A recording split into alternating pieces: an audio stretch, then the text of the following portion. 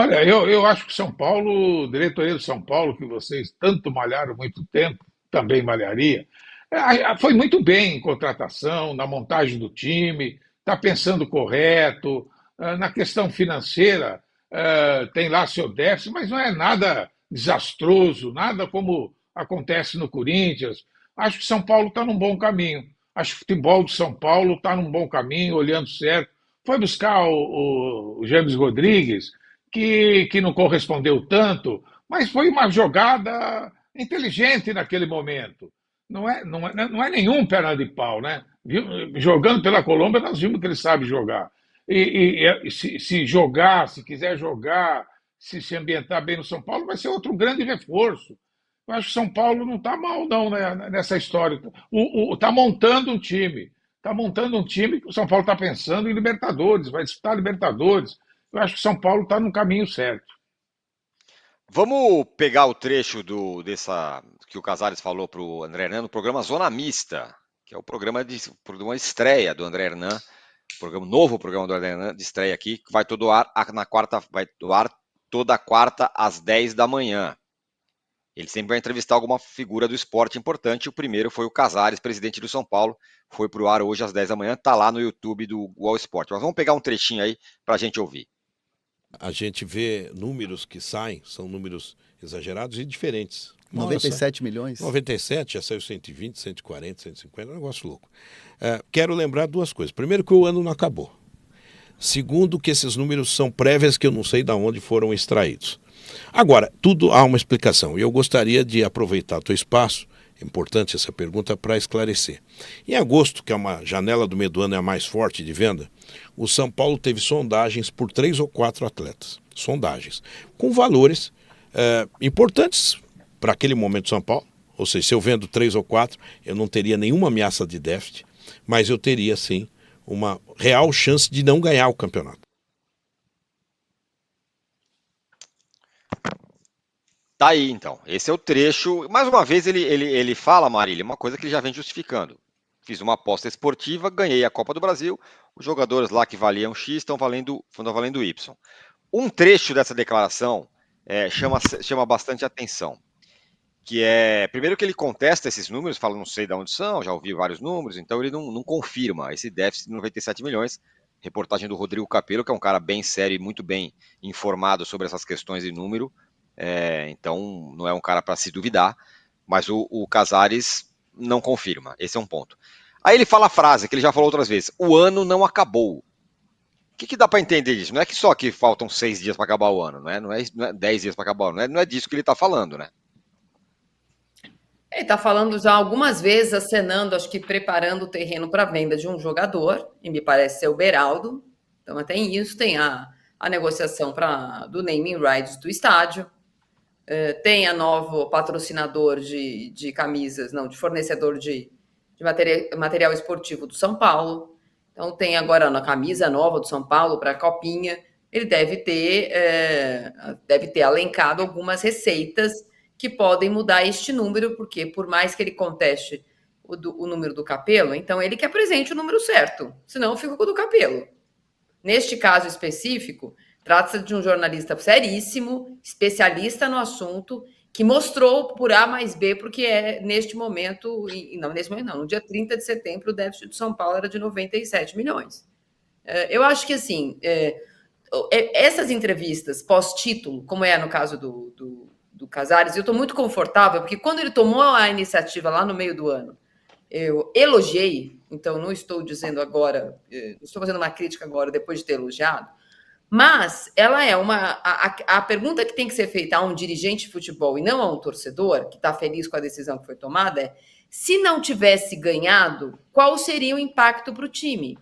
Porque quando ele toma uma decisão dessa, e ainda que seja uma aposta, ele precisa ter uma resposta. Ele não pode jogar all-in todo ano. O São Paulo tem vivido disso, e nos anos anteriores não deu certo. Na Copa Sul-Americana do ano passado, não deu certo. No ano anterior, no ano do Diniz, liderou o campeonato brasileiro e não deu certo. Então, eu acho que o passo que o São Paulo tem que dar esportivamente foi dado e vem sendo dado.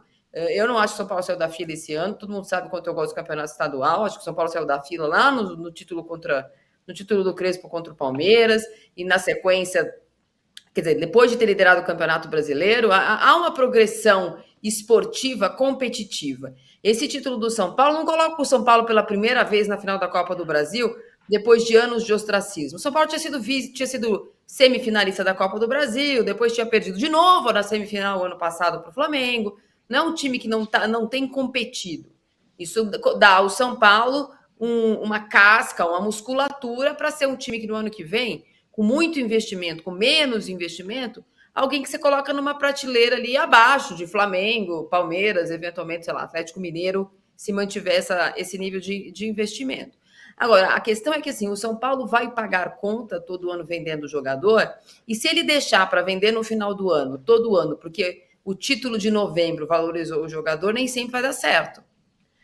Então, eu acho que essa é uma coisa administrativa num clube que tem pouco democraticamente administrado. Veja, ele é presidencialista e ponto. Não tem ali alguém com força no financeiro, com força no jurídico, ou a participação efetiva da torcida nas finanças do clube para dizer, não, a partir do ano que vem a gente tem que ter uma projeção financeira e isso ser cumprido. O São Paulo tinha projetado, pelos números do Capello, vender 90, acho que milhões de jogador. Vendeu 40. Por esses 50 milhões, alguém tem que ter ficado responsável. Então, tem que ser o Casares. Dessa vez, contar a história de trás para frente dá muito certo. Eu vou repetir, eu elogiei. Acho que os clubes brasileiros precisam entender que eles não são banco. Eles têm que ser saudáveis financeiramente, mas eles não precisam guardar todo o dinheiro que eles arrecadam. E ao apostar num ano em que a torcida estava carregando o time, que esse ano daria para ser campeão da Copa do Brasil, não só acertou, como conseguiu. Agora, no ano que vem, no meio do ano, se contratar de novo, trouxer de volta o Brenner, o Luiz Araújo não vai dar porque o Flamengo não vai deixar, mas o Antony, algum desses jogadores que já passaram para o São Paulo, não vai significar que em outubro ou em novembro o time vai ser campeão. Neste ano tem uma coisa pior, porque o São Paulo se sentiu aliviado pela aposta no dia 24 de setembro. Faz 3 meses já que esse sorriso no rosto do São Paulino garante os 97 milhões de débitos sem grande trabalho. A final da Copa do Brasil do ano que vem é no dia 10 de novembro, da Libertadores é dia 30 de novembro, e o Campeonato Brasileiro termina no dia 8 de dezembro. Se for apostando e não der certo no ano que vem, o São Paulo precisa ter lastro. Essa direção precisa ter lastro. Então, acho que ao falar o ano não acabou, o ano que vem o campeonato vai acabar e o ano vai acabar rapidinho. É só isso que todos os dirigentes vão pensar ao planejar o ano que vem e fazer as suas previsões orçamentárias.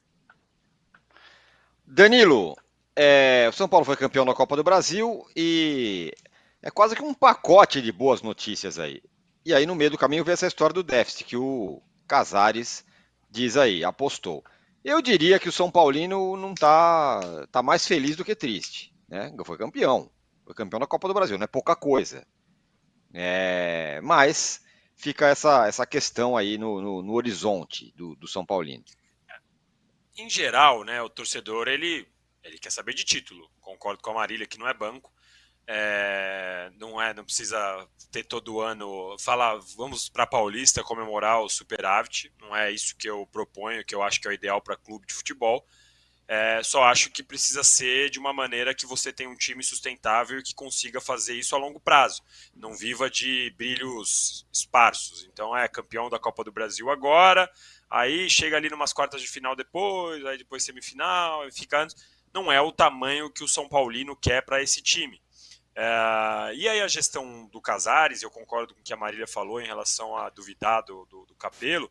O Capello já se mostrou por muito tempo, faz bastante tempo que ele se mostra bastante competente na hora de analisar as finanças do clube, e o Casares ele não confirmou nem negou, ele simplesmente falou, não sei de onde tiraram, o ano ainda não acabou, ou seja, certamente ele vai vender um jogador e vai colocar isso contabilmente para 2023 ainda. Mesmo que essa venda acabe sendo realizada depois, ele vai dar um jeito de colocar para diminuir esse déficit de 2023. O meu ponto sobre tudo isso não é nem se é déficit de 10, 15 milhões, é o problema de o São Paulo ter sido campeão da Copa do Brasil há pouco tempo e semanas depois a notícia é de que o salário está atrasado com o elenco por 2 meses, era direito de imagem atrasado, que aí você perde a força de conversar com os jogadores. Não é justo, por mais que esse elenco é muito maravilhoso, ele entende que a gente está atravessando uma reestruturação aqui. Cara, se chega depois uma proposta ali, foi como aconteceu com o Daniel Alves, que teve que sair do São Paulo para jogar pela seleção olímpica e não tinha nenhum tipo o São Paulo não tinha nenhum peso para negociar, não tinha nenhum peso para conversar com o atleta, porque estava em dívida com as suas obrigações.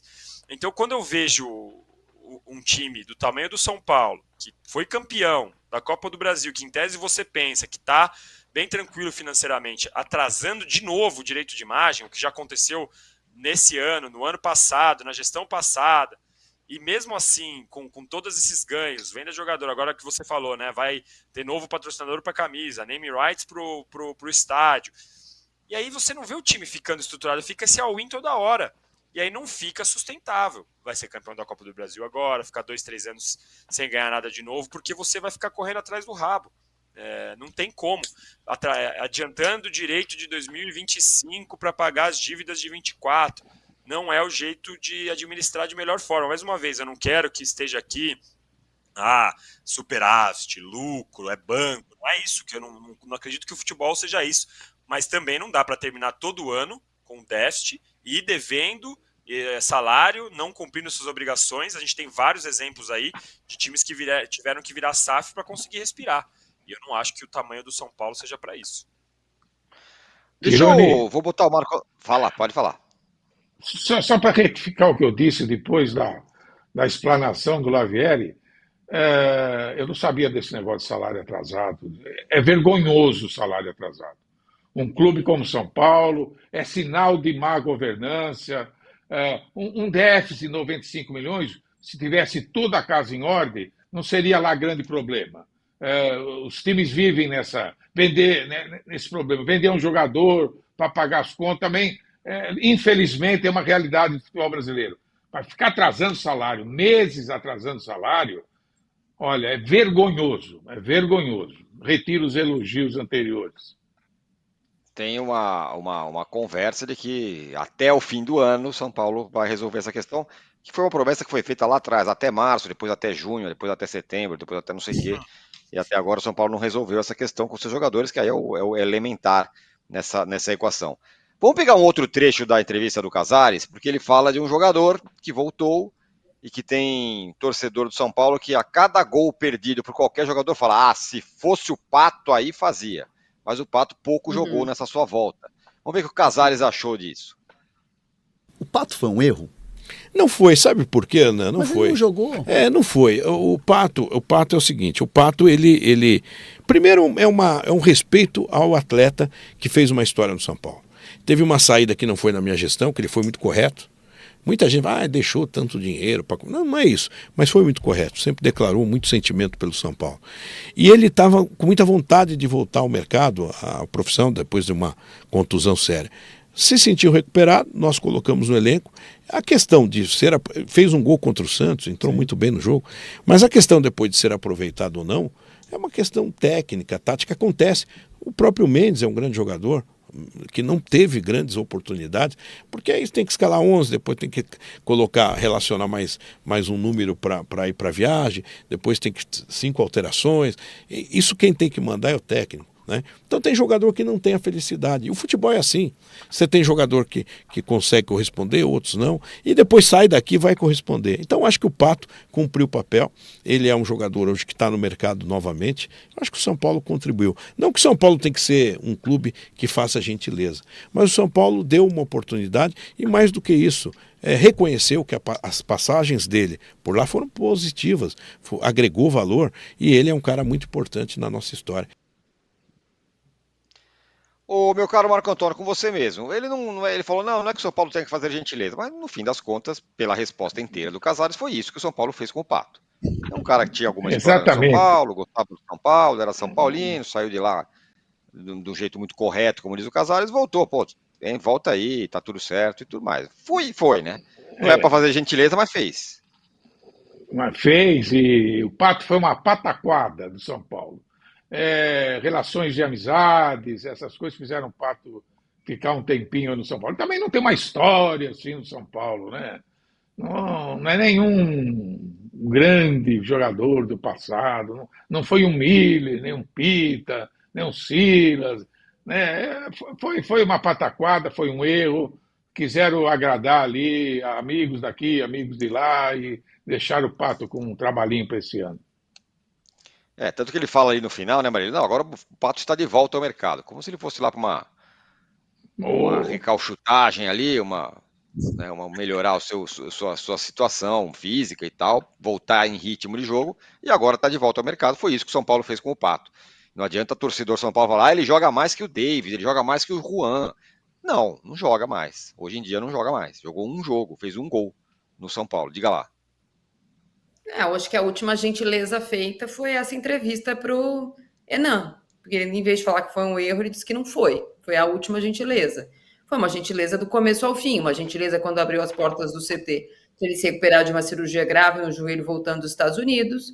Foi uma gentileza quando a saída do Rogério e a chegada do Dorival. O Rogério não queria de jeito nenhum. O Dorival diz, ok, vocês querem contratar, contratem. E ele foi contratado. E uma gentileza durante esse tempo todo, porque me parece... Então, eu já fiz essa brincadeira, sem nenhuma ofensa ao Pato. A coisa mais identificada com o time de São Paulo que ele fez foi colocar a cabeça do Santo Paulo, gente. O que ele fez? Que título ele ganhou no São Paulo?